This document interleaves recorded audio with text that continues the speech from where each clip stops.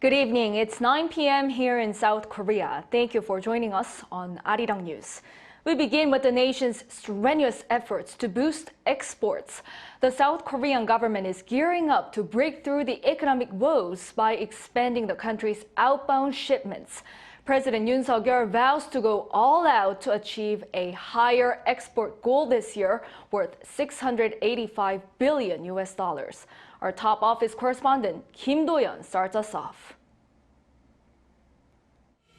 $685 billion is South Korean government's goal for exports in 2023. That would be an increase of $1.4 billion from last year, despite economists this year forecasting a decline.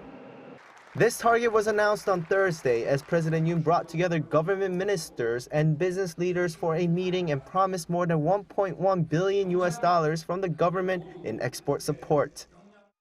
고금리 등 복합 위기를 돌파하는 길은 오로지 수출과 스타트업 활성화라고 하는 점을 제가 누누이 강조해 왔습니다.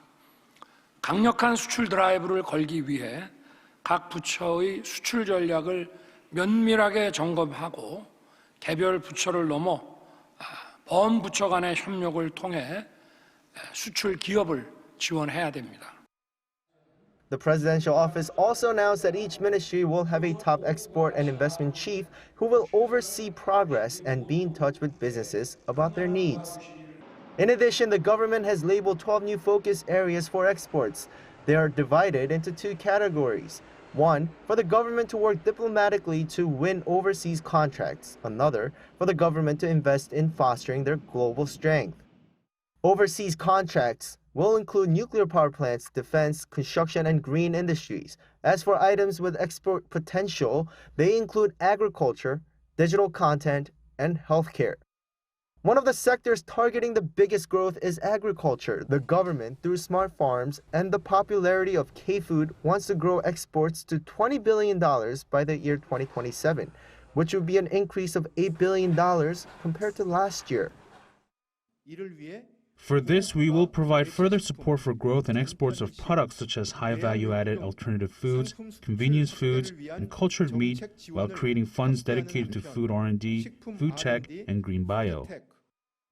The presidential office also said it will work on expanding the nation's maritime freight infrastructure by at least 30% through smart ports. President Yoon also used the opportunity to remind people of his role as the nation's #1 salesman. He said all diplomatic activities will center around exports and the economy. While promising to be at the forefront, he called on others to join in. Kim Do-yeon, Arirang News.